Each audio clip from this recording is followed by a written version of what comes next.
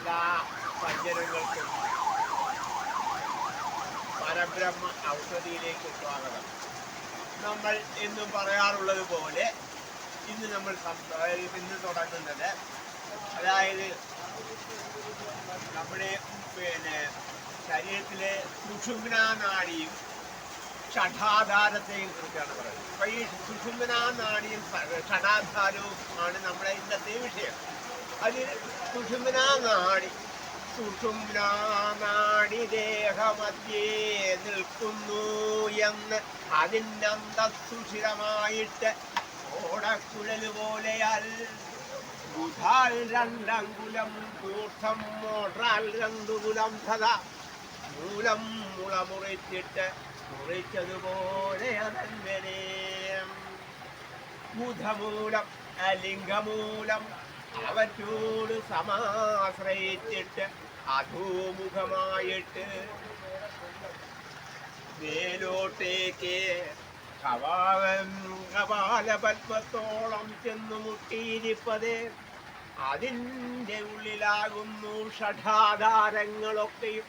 അതായത് നമ്മുടെ ശരീരത്തിൻ്റെ മധ്യത്തിലാണ് ഈ സുഷുമ്നാ നാഡി എന്ന് പറയുന്നത്. ആ സുഷുമ്നാ നാഡി ദേഹത്തിൻ്റെ മധ്യേ നിലനിൽക്കുന്നു.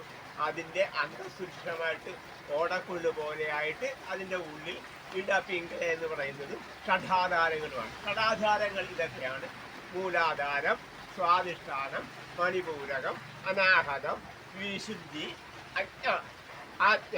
അപ്പൊ ഈ 6 ഇന്ദ്രിയങ്ങളെയും സുഷുമ്നാ നാഡിയെയും ബലപ്പെടുത്തുന്നതിനുള്ള ഏറ്റവും ശ്രേഷ്ഠമായ ഒരു ഔഷധമാണ് ഇന്ന് നമ്മൾ ഇവിടെ ശരിയാക്കുന്ന ബൃഹത് അജമാംസ രസായനം. ഈ അജമാംസ രസായനം കഴിച്ചാൽ നമുക്കുണ്ടാകാവുന്ന ഗുണങ്ങളെക്കുറിച്ച്, അതിൻ്റെ കാര്യങ്ങളെക്കുറിച്ച് ഇനി പറയാം.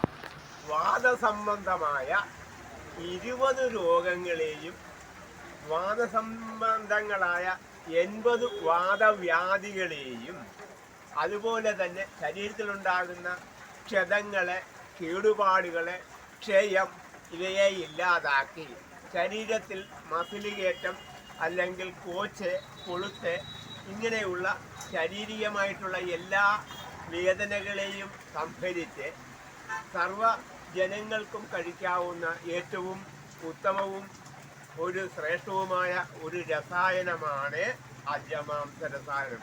ഇത് വെറും അജമാംസ രസായനമല്ല, ഇതിൻ്റെ പേരാണ് ബൃഹത് അജമാംസ രസായനം. ഇനി അതുണ്ടാക്കുന്നത് എങ്ങനെയാണെന്ന് കൂടെ നമുക്ക് പറയാം.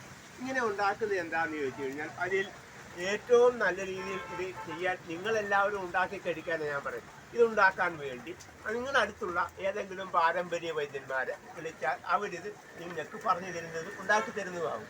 ഇനി അവരാരും നിങ്ങൾക്ക് എന്നോട് തന്നെ ചോദിക്കണമെന്നുണ്ടെങ്കിൽ നേരിട്ട് ഞാനുമായി കോൺടാക്ട് ചെയ്താൽ അത് പറഞ്ഞു തരുന്നതാണ്.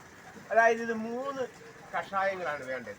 അതായത് രസായനത്തിൻ്റെ ഒരു കഷായം, പിന്നെ വേണ്ടതെന്ന് പറഞ്ഞു കഴിഞ്ഞാൽ മർമാണി കഷായം, പിന്നെ ആടിൻ്റെ അല്ലെങ്കിൽ ഈ അജത്തിൻ്റെ ഒരു സൂപ്പ്. ഇവ 3ഉം കൂടെ ഒന്നിച്ച് ചേർത്ത്, അതായത് 56 രസായനത്തിൻ്റെ മരുന്നുകളും 14 മർമാണി കഷായത്തിൻ്റെ മരുന്നുകളും സൂപ്പിൻ്റെ 16 മരുന്നുകളും ചേർത്ത് 36 കുടിമരുന്നുകളും ചേർത്താണ് ഇവയെ ഉണ്ടാക്കുന്നത്.